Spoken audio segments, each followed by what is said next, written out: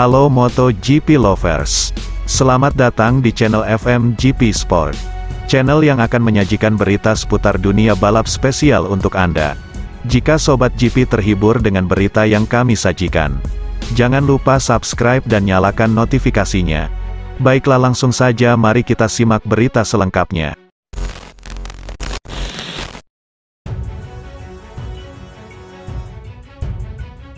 Francesco Bagnaia akan bersikap hati-hati dan tidak menggila seandainya harus berduel dengan Enea Bastianini di MotoGP Aragon, Minggu malam waktu setempat. Pembalap Ducati itu selangkah lebih dekat dengan kans mempertahankan kemenangan di Aragon, setelah mengunci pole position. Ia akan memulai balapan sejajar dengan dua pengguna Desmosedici lainnya, Jack Miller dan Bastianini. Dalam kondisi ini, ingatan melayang pada duel sengit Bagnaia dan pembalap Gresini Racing di lap terakhir MotoGP San Marino. Saking dekatnya hingga garis finish, kemenangan itu ditentukan lewat rekaman video. Berbeda dengan sebelumnya di Aragon, Pecco lebih lemah dari sisi manajemen ban. Sementara sirkuit tersebut memiliki grip rendah yang mempercepat konsumsi ban. Di sisi lain, kepiawaian mengelola ban justru jadi kelebihan Bastianini. Kondisi ini mesti disikapi runner-up klasemen musim ini dengan hati-hati. Apalagi Bagnaia sudah 4 kali gagal finish, salah satunya ketika bersaing dengan La Bestia di MotoGP Prancis. Dia sangat kencang dan saya kira dia punya kesempatan untuk menang besok, dan jika dia menjauh, saya tidak akan melakukan sesuatu yang gila untuk menempelnya. Ia menjelaskan, "Saya sudah membuat terlalu banyak kesalahan di awal tahun, sehingga kami harus memahami itu dan mencoba tak mengulangi lagi." Saat ini Pecco hanya punya selisih 30 poin dari Fabio Quartararo, yang start dari P6. Juara bertahan MotoGP masih bisa menginjak podium dan menjaga keunggulan. Lebih lanjut, Bagnaia mengungkapkan kalau targetnya saat ini adalah mengumpulkan poin, daripada mengambil langkah spekulatif untuk menang. "Dulu kami terpaut 91 poin dari Quartararo setelah MotoGP Jerman, sekarang kami tinggal 30 poin.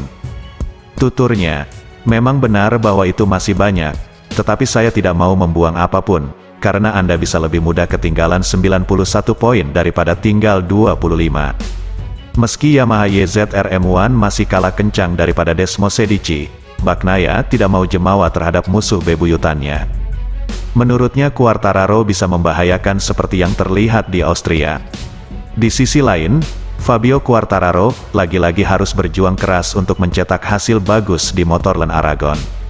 Pasalnya ada 4 penunggang Ducati yang berpotensi menghalanginya. Salah satu masalah terbesar Yamaha ketika terjebak dalam grup pembalap adalah tekanan ban depan yang naik dengan cepat. Quartararo mengatakan bakal start dengan tekanan yang lebih rendah, tetapi mengakui bahwa mengelola tekanan ban depan akan sangat penting. "Saya kira rencananya karena kami tidak start dari pole position, saya pikir kami akan mulai dengan tekanan lebih rendah, karena kami akan berada di belakang banyak motor," tutur sang juara dunia bertahan. "Tekanan ban depan akan naik, jadi ini masalah karena saya harus banyak menekan untuk melakukan pengereman. Jadi mari kita lihat apakah tekanannya akan terlalu tinggi. Ini akan menjadi hal terbesar bagi saya besok, yakni masalah tekanan ban depan," tuturnya lagi. Disinggung perihal kesulitan Yamaha dalam menyalip, mengingat panjangnya backstraight Aragon, Quartararo mengungkapkan dirinya harus berkendara secara agresif demi mengimbanginya. "Tetapi saya perlu menyalip agresif dan jika kami perlu melakukan kontak, kami akan melakukannya. Itu akan menjadi satu-satunya solusi saya untuk balapan ini," pungkas El Diablo.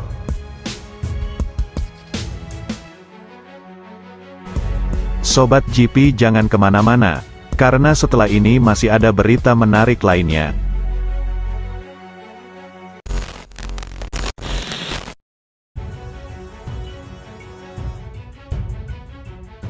Ducati mendominasi latihan bebas MotoGP Aragon, Jumat tanggal 16 September tahun 2022. Sementara pabrikan lain yang menunjukkan kebangkitan yang pastinya akan berusaha menghambat mereka di ajang MotoGP Aragon besok.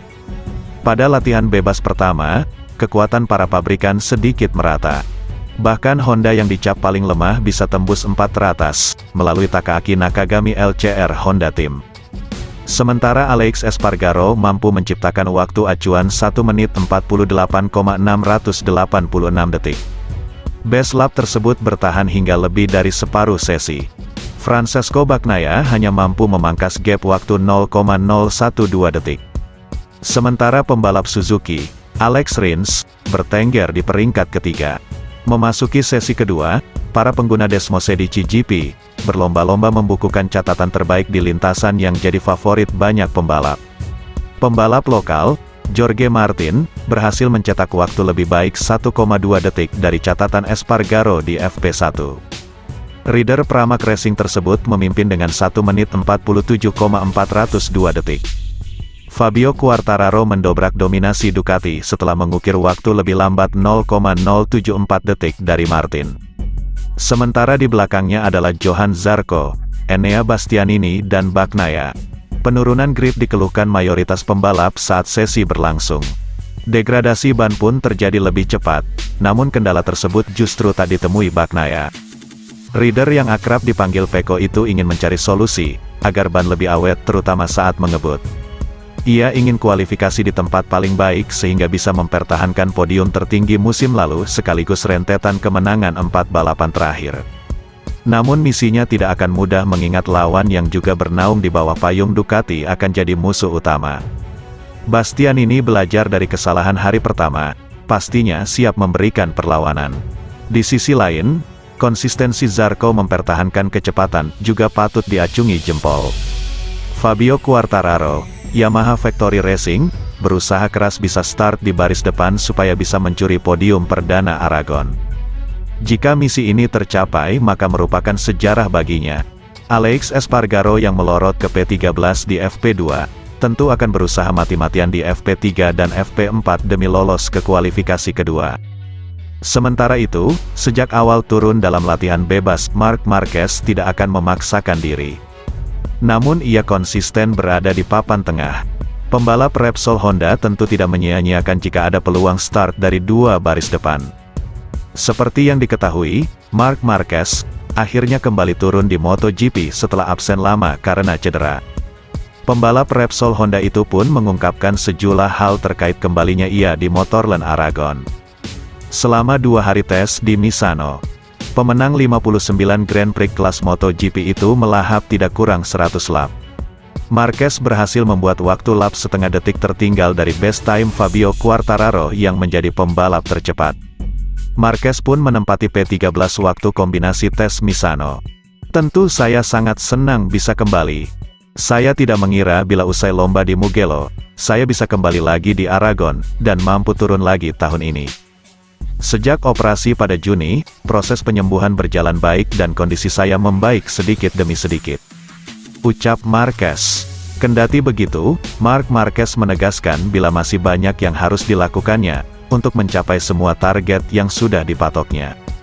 Setelah tes di Misano berlangsung mulus, Marquez mengaku berdiskusi dengan tim dokter dan diizinkan turun di Aragon.